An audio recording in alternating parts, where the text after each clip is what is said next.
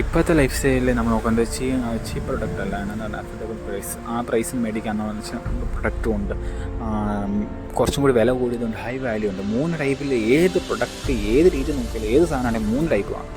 അത് 3 പ്ലേസിൽ എന്ത് പറഞ്ഞാൽ കാണും. കാരണം low class, middle class, high class എന്ന് പറയുന്നത് രീതിയിൽ തന്നെയാണ് A to Z. ഏത് പ്രൊഡക്റ്റ് എടുക്കുവാണെങ്കിലും എല്ലാ പ്രൊഡക്റ്റിലും 3 ടൈപ്പ് എന്ത് പറഞ്ഞാലും കാണും. പക്ഷേ ഇനിയൊരു കാര്യം എന്ന് വെച്ചാൽ നമ്മൾ പ്രൊഡക്റ്റ് ചൂസ് ചെയ്യാൻ നേരത്ത് ലോയും നമുക്ക് ചൂസ് ചെയ്യാം, മീഡിയമും ചൂസ് ചെയ്യാം, ഹൈയും ചൂസ് ചെയ്യാം. കാരണം അതിനനുസരിച്ച് വാല്യൂസ് ചേഞ്ച് ഉണ്ട്. കാരണം ചിലതിൻ്റെ ക്വാളിറ്റിയിൽ വ്യത്യാസം വരും. ലോ ക്വാളിറ്റി സംബന്ധിച്ചാൽ അതിൻ്റെ ക്വാളിറ്റി അത്ര ആ പ്രൈസിൻ്റെ ക്വാളിറ്റി മീഡിയം എന്ന് ഉദ്ദേശിക്കാൻ അതിനുണ്ട്. പക്ഷേ ഹൈ ക്വാളിറ്റി അതിൻ്റെ ഒരു എന്താ പറയുക ഫ്യൂച്ചേഴ്സ് അല്ലെങ്കിൽ ഏത് രീതിയിലും അതിനകത്തുള്ള ഫെസിലിറ്റീസ് എല്ലാം കൂടുതലായിരിക്കും.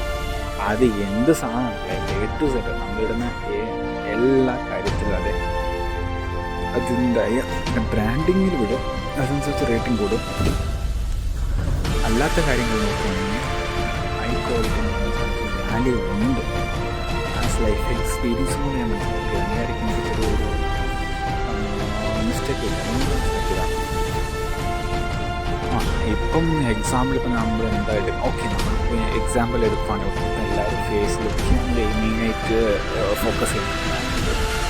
ഫേസിനെ പറ്റിയുള്ള സ്വന്തം എക്സാമ്പിളായിട്ട് പറയാം.